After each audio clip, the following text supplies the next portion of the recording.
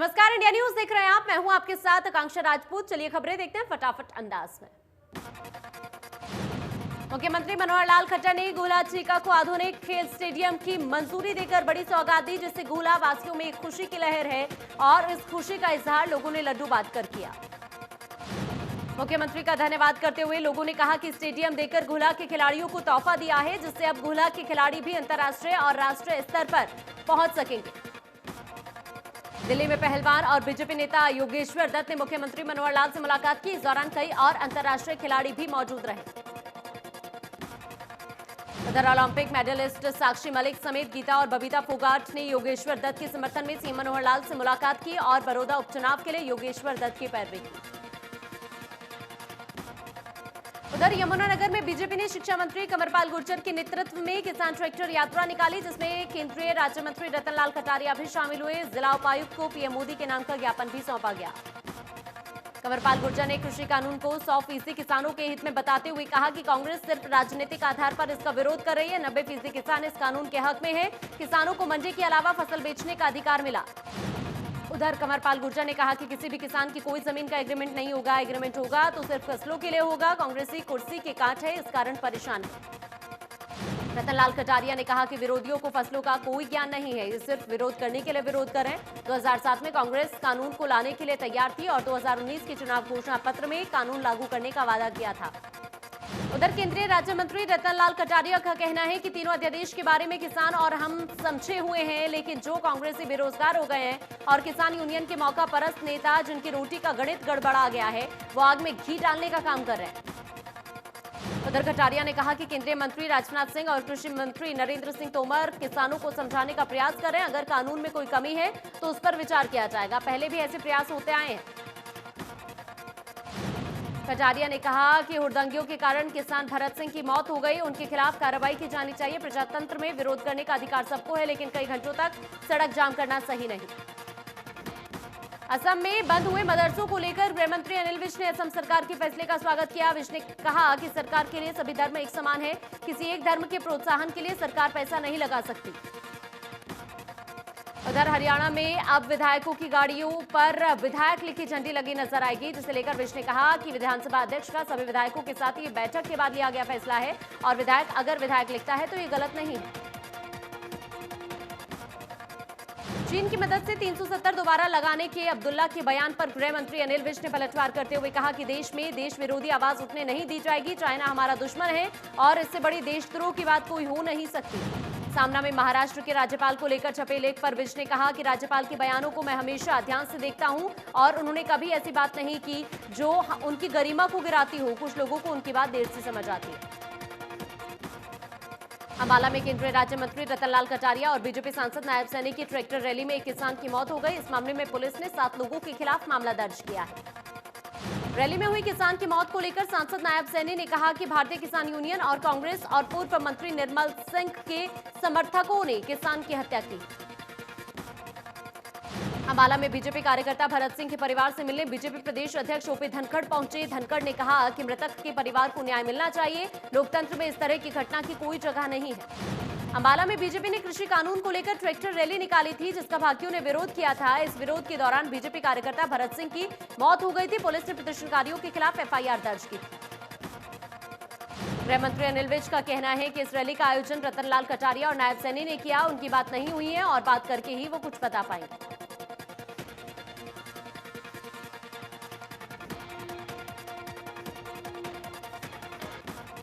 हरियाणा के लोकायुक्त नवल किशोर अग्रवाल ने राज्यपाल सत्यदेव नारायण आर्य से मुलाकात कर उन्हें वार्षिक रिपोर्ट सौंपी। किशोर अग्रवाल ने बताया कि वार्षिक रिपोर्ट राज्यपाल को सौंपी गई।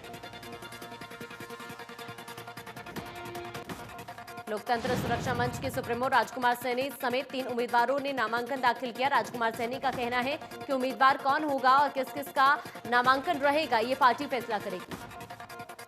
राजकुमार सैनी ने कहा कि पार्टी की पूरी टीम मिलकर उम्मीदवार का फैसला करेगी। अंतिम समय पर 2 उम्मीदवार नामांकन वापस लेंगे, पूरी मेहनत और लगन के साथ चुनाव लड़ेंगे। रोहतक में विकास कार्यों को लेकर हुई नगर निगम की बैठक में हंगामा हुआ। किसी एजेंसी को लेकर पार्षद आपस में भिड़ गए, बात हाथापाई तक पहुंच गई। दूसरे पार्षदों ने बीच बचाव किया। कोरोना महामारी के बीच अब हरियाणा सरकार ने रोडवेज की बसों को बाकी राज्यों के चलाने का फैसला लिया है। इसी कड़ी में जींद से राजस्थान और पंजाब के लिए बस सेवा शुरू की गई है। रोडवेज अधिकारियों ने बताया कि कई महीनों बाद इन सेवाओं को बहाल किया गया है। अधिकारियों के आदेश पर कोरोना के चलते बस सेवा ठप पड़ी थी, लेकिन अब आदेश के बाद सेवाओं को बहाल किया गया है। लॉकडाउन के बाद पहली बार स्कूल नियमित पढ़ाई के लिए खुले। कोरोना के चलते अभी तक 9वीं से 12वीं तक के छात्रों को सिर्फ परामर्श के लिए स्कूल आने की अनुमति थी, लेकिन अब उनकी नियमित क्लास लगेंगी। इस दौरान लंच ब्रेक नहीं होगा और किसी भी क्लास में 20 से ज्यादा बच्चे नहीं बैठाए जाएंगे। 6वीं से 8वीं तक के बच्चों को स्कूल बुलाने पर फैसला प्रदेश सरकार बाद में लेगी। सबसे आखिरी में प्राथमिक स्कूल खुलेंगे। फरीदाबाद में कोरोना महामारी के चलते आखिरकार सरकार के आदेश पर स्कूल खुल गए हैं और छात्र छात्राओं ने स्कूल में आना शुरू कर दिया। 9वीं से 12वीं क्लास तक के बच्चों की क्लास लगी। प्रशासन ने सरकार के दिशा निर्देशों का पालन करते हुए सैनिटाइजर और मास्क आदि की व्यवस्था की। एक क्लास में सोशल डिस्टेंसिंग का ध्यान रखते हुए 12 बच्चों को बैठाया गया। फिलहाल स्कूल बस नहीं चलाई गई। अनलॉक 5 के तहत प्रदेश में स्कूलों को खोल दिया गया। रादौर में अभी स्कूलों को सिर्फ परामर्श के तौर पर खोला गया है, जहां पर बच्चे अपने टीचर से शिक्षा संबंधी जानकारी हासिल कर सकते हैं। सरकारी स्कूल में बच्चे पहुंचे, जहां पर टीचर्स ने बच्चों के सवालों के जवाब दिए। स्कूल के प्रिंसिपल ने कहा कि बच्चों की क्लास में एंट्री सैनिटाइज करवाकर की गई। पहले दिन संख्या कम रही, उम्मीद है कि आगे बढ़ेगी। करनाल में कोरोना संकट के चलते स्कूल नहीं खुल पाए हैं। बता दें कि 15 अक्टूबर से स्कूल खोलने की चर्चा थी, लेकिन कोविड नियमावली में स्कूल खोलने को अभी मंजूरी नहीं दी गई। करनाल में गाइडलाइन जारी होने के चलते स्कूल नहीं खुले। हालांकि संवाद के लिए बच्चे स्कूल में लगातार आ रहे हैं। इस दौरान खास सावधानियां बरती जा रही हैं। अनलॉक 5 की नई गाइडलाइन जारी हो चुकी है। अब देश भर में सिनेमा हॉल खुल चुके हैं, साथ ही स्विमिंग पूल और मनोरंजन पार्क को खोलने की मंजूरी मिल चुकी है। हिसार में आमची थिएटर में फिल्म देखने के लिए लोगों का आना शुरू हो गया है। थिएटर मैनेजर ने बताया कि सैनिटाइजेशन की व्यवस्था की गई है। एक ऑडी में 50% लोगों को बैठाया जाएगा। फतेहाबाद में व्यवस्था न होने के चलते सिनेमा हॉल नहीं खुल सके। सिनेमा हॉल मालिकों का कहना है कि 16 अक्टूबर को सिनेमा हॉल खोले जा रहे हैं। मॉल के केयरटेकर ने बताया कि सरकार की गाइडलाइन के बाद उन्होंने सिनेमा हॉल खोलने की तैयारी शुरू कर दी है। शुरुआती चरण में एक ऑडी ही खुल जाएगी। अगर पब्लिक का रिस्पांस सही रहता है तो उसके बाद बाकी 3 ऑडी को भी खोल दिया जाएगा। ऑडी में जितनी जगह है उससे आधे लोगों को ही ऑनलाइन टिकट दी जाएगी। उधर फतेहाबाद में पराली के धुएं के कारण प्रदूषण का स्तर दिल्ली से भी आगे पहुंचा। एयर इंडेक्स सुबह 4 बजे 1207 तक जा पहुंचा। दिन में फतेहाबाद का एयर इंडेक्स 307 के करीब दर्ज किया गया। कृषि अधिकारियों का कहना है कि लगातार पराली जलाने वाले किसानों के खिलाफ पुलिस को शिकायत दी जा रही है और पुलिस मामले भी दर्ज कर रही है। 48 किसानों के खिलाफ अब तक शिकायत दी गई। करनाल में किसान पराली जलाने से बाज नहीं आ रहे हैं। कई जगह किसानों ने पराली जलाई, जिससे प्रदूषण का स्तर खतरनाक स्तर पर पहुंच चुका है। किसानों का कहना है कि पराली में आग लगाना मजबूरी है। पराली के गांठे बनाने के बाद भी पराली का खरीदार नहीं मिलता। डीसी निशांत कुमार यादव ने कहा कि जिस ग्राम पंचायत में 5 से ज्यादा एक्टिव फायर लोकेशन पाई जाएगी, वहां के ग्राम सचिव को सस्पेंड किया जाएगा। सोनीपत में पराली जलाने को लेकर किसानों पर सख्त प्रशासन। 8 किसानों पर प्रशासन ने पराली जलाने पर जुर्माना किया। कहा कि किसान पराली ना जलाए और अगर जलाते हैं तो सख्ती लगातार जारी रहेगी। किसानों का कहना है कि पराली के कारण ही पर्यावरण में प्रदूषण नहीं फैलता। बड़ी बड़ी फैक्ट्रियां जो धुआं फैलाती हैं वो कहा जाता है, उन पर भी कोई प्रशासन कार्रवाई सरकार को करनी चाहिए। महेंद्रगढ़ से होकर गुजरने वाली हाईवे की हालत पिछले कई साल से खस्ता हाल है। लोगों ने सतनाली चौक पर नारेबाजी कर गुस्से का इजहार किया और प्रशासन को चेतावनी दी कि रोड का निर्माण नहीं कराया तो आंदोलन करने पर मजबूर होंगे। लोगों ने कहा कि पिछले कई साल से रोड टूटी हुई है और गहरे गड्ढे बने हुए हैं, जिस कारण यहां पर अक्सर हादसे होते रहते हैं। हाईवे को जानलेवा सड़क भी कहा जाता है। धूल उड़ने के कारण दुकानों पर बैठना दुर्भर हो गया है। कांग्रेस विधायक रावदान सिंह ने लोगों की मांग का समर्थन किया। कहा कि विधानसभा में इसे लेकर आवाज भी उठाई थी। सरकार की तरफ से आश्वासन दिया गया था कि इस हाईवे का निर्माण करवाकर 4 लेन बनाया जाएगा। गुलाचिका में स्वच्छ अभियान सिर्फ नारों और कागजों तक ही सिमट कर रह गया है। रियलिटी चेक में दिखा कि शहर के हर वार्ड में गंदगी का ढेर लगा हुआ है। लोगों का कहना है कि धरातल पर कोई काम नहीं हो रहा। साइबर सिटी गुरुग्राम में 15 अक्टूबर से जनरेटर नहीं चलने के आदेश के बाद उद्योगपतियों के लिए एक बार फिर संकट खड़ा हो गया है। सरकार के इस उद्योग की गति पर विराम लग सकता है। उद्योगपतियों की माने तो जनरेटर से नाममात्र का प्रदूषण होता है, लेकिन दिल्ली एनसीआर में सबसे ज्यादा प्रदूषण पराली जलाने से होता है, जिसे लेकर सरकार के पास कोई ठोस इंतजाम नहीं है।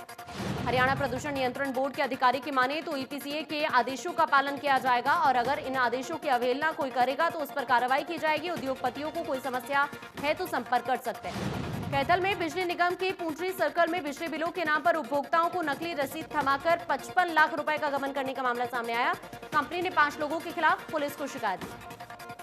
बिजली बिल भुगतान सुविधा देने के लिए ईपे नामक कंपनी ने पूंटरी में बिजली बिल भुगतान सेवा देने का कॉन्ट्रैक्ट लिया हुआ था। षड्यंत्र के तहत आरोपियों ने फर्जी रसीद कलेक्शन बुक छपवाकर धोखाधड़ी और गबन किया। रेवाड़ी में विधायक चिरंजीवी राव ने अनाज मंडी में बाजरा खरीद का जायजा लिया। कहा कि किसानों को भले ही बाजरे की फसल के सही दाम मिल रहे हैं, लेकिन खरीद में जो देरी हो रही है वो चिंता का विषय है। बिहार चुनावों को लेकर विधायक चिरंजीवी राव ने कहा कि सभी जानते हैं कि बिहार में कांग्रेस और आरजेडी का अलायंस है। लालू प्रसाद यादव उनके ससुर है, उस नाते से चुनावों में उनके हर संभव मदद कर रहे हैं। झज्जर की ढाकला अनाज मंडी में आड़ती ने लालच के चलते राजस्थान के सस्ते भाव का पुराना बाजरा खरीदकर उसे मंडी में एमएसपी रेट पर बेच दिया। जांच में बाजरा खराब मिला। अधिकारी ने बाजरा आड़ती को वापस भेजा। आरती की फर्म ने बाजरे के 600 कट्टे भरकर भेजे थे हैफेड गोदाम में। इसकी गुणवत्ता की जांच की गई तो 600 कट्टों में से सिर्फ 55 कट्टे ऐसे थे जिनमें बाजरे की गुणवत्ता ठीक थी। 545 कट्टों में पुराना बाजरा भरा गया था।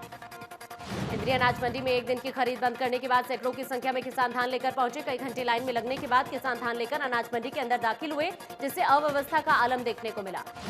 मंडी के चारों ओर जाम की स्थिति बनी रही। यहां तक कि करनाल एंट्री रोड कई बार जाम हुआ, जिससे भारी वाहन चालकों को भारी परेशानियों का सामना करना पड़ा। पुलिस दिन भर ट्रैफिक को कंट्रोल करने में लगी रही।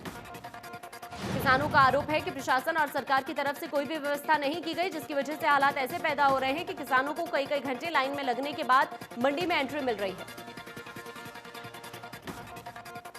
भिवानी में लघु सचिवालय के बाहर मैकेनिकल वर्कर्स यूनियन ने 8 सूत्रीय मांगों को लेकर धरना दिया। कहा कि सरकार जल्द से जल्द उनकी मांगों को पूरा करे, नहीं तो यह धरना आंदोलन का रूप ले सकता है। कर्मचारियों का कहना है कि कच्चे कर्मचारियों को पक्का किया जाए, समय पर वेतन दिया जाए और महकमों का निजीकरण न किया जाए। मांगे पूरी नहीं हुई तो सरकार का विरोध करेंगे। फतेहाबाद में एसडीएम ने चुपके से वाहनों की नई सीरीज की बोली करवा दी, जिसके चलते बोली में सिर्फ 20 से 25 लोग ही शामिल हो पाए। आवंटन को लेकर ना तो डीपीआरओ के माध्यम से खबर भेजी गई और ना ही कोई विज्ञापन दिया गया। बोली में 10 से 12 नंबर एक ही मांगकर्ता के होने के कारण बिना बोली के खरीद लिए गए, जबकि 7-8 नंबर की कुछ लोगों ने बोली लगा दी। एसडीएम का कहना है कि सरकारी गाइडलाइन के मुताबिक नंबर दिए गए। अवैध पार्किंग ने अंबाला शहर की सूरत बिगाड़ कर रख दी है। शहर के बाजारों की सड़कों पर अवैध पार्किंग का मकड़जाल बन गया है। रेलवे स्टेशन के बाहर भी सड़क के दोनों ओर ऑटो रिक्शा वालों का जमावड़ा लगा रहता है। दुकानदारों की तरफ से कहा गया कि ट्रैफिक व्यवस्था का अंबाला छावनी के बाजारों में बुरा हाल है। साइड के लिए कहने पर वाहन चालक लड़ने लगते हैं। पुलिस भी अवैध वाहनों को नहीं हटा रही है।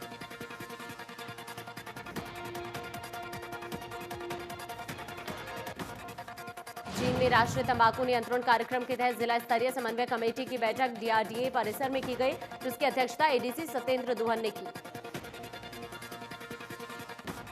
नोडल अधिकारी ने कहा कि जिले में सार्वजनिक जगहों पर तंबाकू से युक्त पदार्थों के खाने पीने और धूम्रपान करने की रोक लगा रखी है। सार्वजनिक जगहों पर धूम्रपान करने वाले व्यक्तियों की ज्यादा से ज्यादा चालान करें।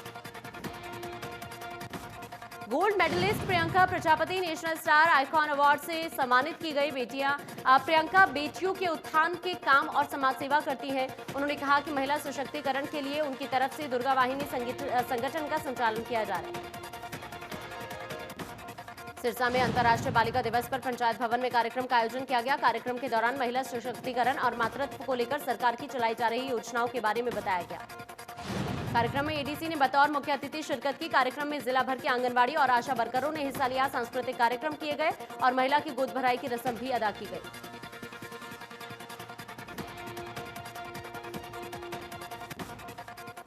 दिल्ली में धौलाकुआ के पास कार सवार ने ट्रैफिक पुलिसकर्मी को कार के बोनट पर लटकाकर घसीटा। तस्वीरें कैमरे में हुई कैद।